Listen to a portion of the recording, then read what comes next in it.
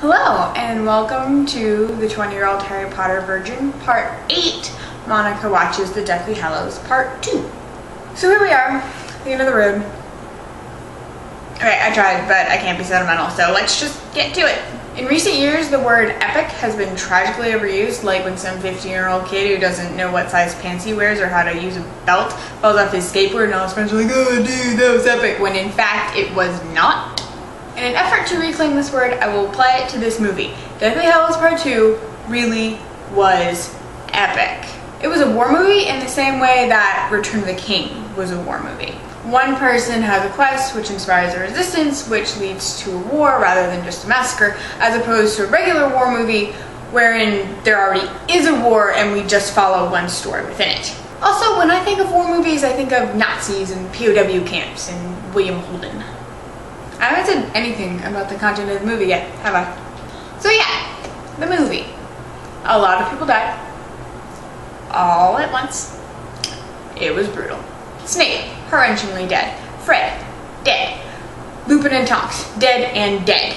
It was a lot of dead people who were all dead, all at once. And poor Tonks and Lupin, they never got to touch each other's hands, even after they were dead.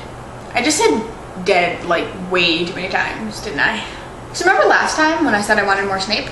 Well, I got it. Sort of. He died a lot earlier in the movie than I expected him to, though it was probably much later in the book because the book was like this big. Anyway, we got to learn a lot about Snape. Most importantly, that he was a good guy the whole time. Back in Order of the Phoenix, we learned that James Potter used to pick on Snape all the time, which was bad, but it gets worse when we find out that Snape and Lily used to be best friends. However, the fact that Snape was willing to give up literally everything to protect Harry pretty much makes him the epitome of being the bigger man.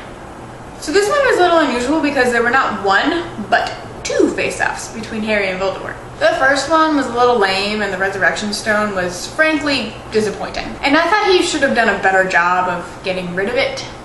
I get it, it's better if nobody has it.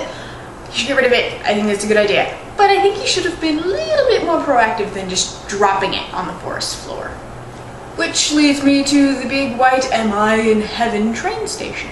Was it just me, or was anyone else thinking, in a white room with black curtains at the station? No? Nobody? Okay. So there was that. Then Mrs. Weasley was all badass and she pwned Bellatrix Lestrange, and then Neville gave an awesome speech, and then Harry wasn't dead. Duh. And then Neville was even more badass when he killed that snake with a weird name.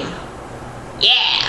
Oh, and there was a wizard lightning battle, but whatever. And I must talk about the epilogue. Oh, the epilogue. I liked the epilogue. It was nice and cute, and Harry's kid is lucky he goes to wizard school, or else he would be picked up by his underwear more than once. And I gotta say, they nailed the old age makeup on the guys, but on the girls, all they did was put them in grown-up hair and clothes, and that was it. And then it was over. So thanks for watching, and thanks to all of you who stuck it out from part 1. And if you didn't stick it out through part 1, but you want to go back to part 1 and watch all of these, because I mean, come on, you know you do. There's a link to the entire playlist in the description. And that is all I have to say. This is the end of a video blogging era. It was really hard to say Bellatrix Lestrange really fast. So there was that, and then Mrs. Weasley was all badass when she pwned Bellatrix. I'm gonna stop recording now.